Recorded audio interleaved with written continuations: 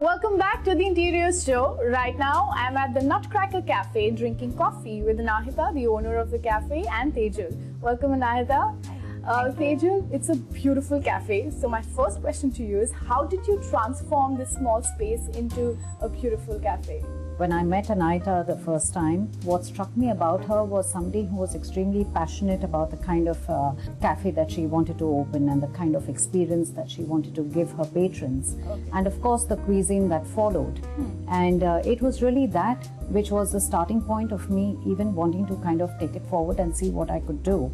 So Anahita, I've heard that this used to be an office space earlier. Yes. How did you decide to transform this into a restaurant? So I've known for ages that I always wanted a small home-style cafe, and this is my very first project in the industry, and I knew that the first one would be exactly like this. It took me ages to find a spot in Kala Ghoda, but I was very clear in my head that I wanted a space in this area. Yeah, I like the old Bombay charm, everything that it has about it. And then I knew that if I got a person that had good aesthetics, they'd be able to convert it to exactly the picture I had in my mind. So Tejal, what was the biggest challenge in designing this space? It really had to do with kind of making people notice that this place even existed because of the kind of volume it had as a structure externally. Okay. It's actually just a single level space. So we had to draw up a facade all the way to the top and have the greens flow and, you know, work extensively with it so that nobody really misses it. But I just couldn't miss it. Maybe that's where you've created a masterpiece. Yeah, so tell me about the facade more in detail. My interpretation was to kind of give it a sort of an industrial facade. Okay. Keep it simple. Something that somebody could spray graffiti on if need be. Of course, you would balk at the idea, but and of course we retain the old world charm with the wooden windows on the top, with the greens popping out, and you know, kind of confusing people that, oh, is there some seating above? Walking in and saying, oh, we'll take a table above. Oh, but there are no tables. So window made all the difference. I hope it did. I think so. Yeah, so we have so many people that pass by, not even customers coming in to sit, that sort of take this as a background of photos. So I think they are enchanted by that. Yeah. Which is your favorite spot here? So for sure, I think the way it looks from the outside first. And I think on the inside, I really like the community seating that we have. It's nice because you look out onto the street, you have that lovely building outside, there's the greens. And I think just this corner of the cafe, people are now open to the idea of sitting on a community table. It helps give the space that feeling of, oh, you know, we're all in one living room, sort of eating together and chatting. So that's my favorite corner. Okay. So how did you position the furniture here, keeping the space in mind? Because I would say it's very well accommodated. I don't see any definite boundaries between the tables. I mean, if you don't have place at the table and you are 5 people, help yourself, go to that wall, pull the stools off and put them where you like and hang them back. You know, it's all self-help. And that to me is very reminiscent of a European cafe. So Anahita, when you entered and you saw this place for the first time, what was your reaction? One very clear memory I have is the night before we opened.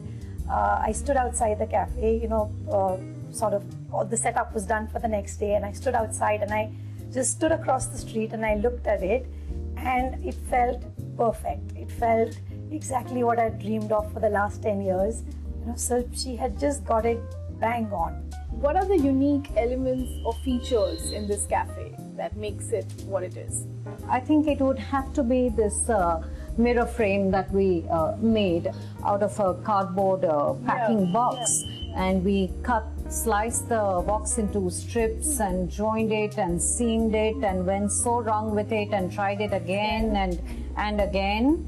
But eventually we managed to pull it off. By default, the customers that sit on these 3 tables that are below the frames, I don't think there's an exception where the person puts up their hand and they start touching it because they're like, oh, this is, you know, corrugated cardboard.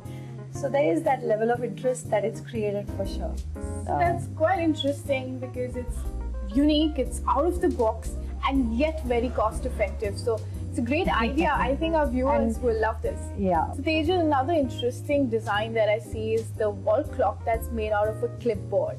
Now how did that come about? Well, that happened because the first thing Anahita told me was, I don't want a clock in the place. And when I came across this piece of design, I found it so charming. I mean, it could have been a menu card holder. But I thought, oh, this is the perfect thing. I'm going to give this to her and put it and give it pride of place in the cafe. Okay. The next thing I know is that she's pulled out the batteries and it's a clock that doesn't work. Yes. It actually works. It's not telling the right time. Yeah. That's all. So that brings me to that question, why? So I wanted it to be the kind of cafe where you kind of just cut off when you walk through the door, and all of us today are perpetually sort of always looking at our watches, gotta go here, gotta go there, and I didn't want that for people that sit here. So Tejal, tell me about the flooring here.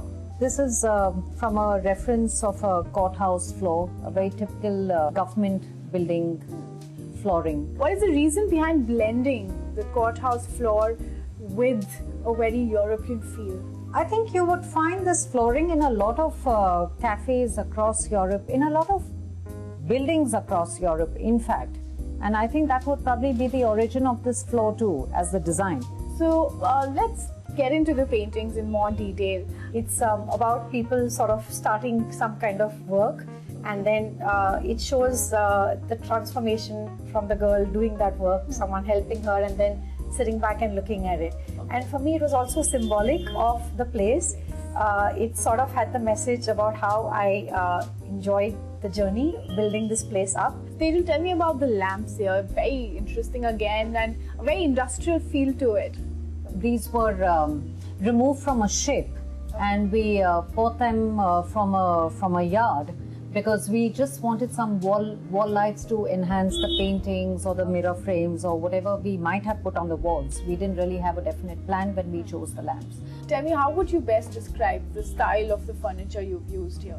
We opted for the traditional woodwork joinery in the tables and the chairs, and got these handcrafted just for this place. Since it was all wood and we didn't want to make it too heavy, the other thing is, I mean, it obviously takes up a lot more place. We just infused a few more white chairs. White kind of just popped with the wood. Okay. It worked well. And the yellow pop that you have there. And again, the cardboard cutout of an iconic mid-century design on the wall out there. Neither to what extent did the menu decide the design of this space? It is a very comfort food place, and I think that the space also had to reflect that. It had to be not pretentious, you know, the kind where you can just sit back on the chair, enjoy your coffee with your bagel or your dessert, or, you know, read a book. That's why I wanted the bookshelves there, because I wanted the customer to be able to just sit back and relax and enjoy it. Thank you, Anaida, for talking to me, and it was great knowing where your inspiration came from. And thank you, Tejal, for getting me here. Pleasure. I'm going to come here more often with my friends, and I'm glad I discovered this place. You're welcome. It was my pleasure, and do come back soon with all your friends.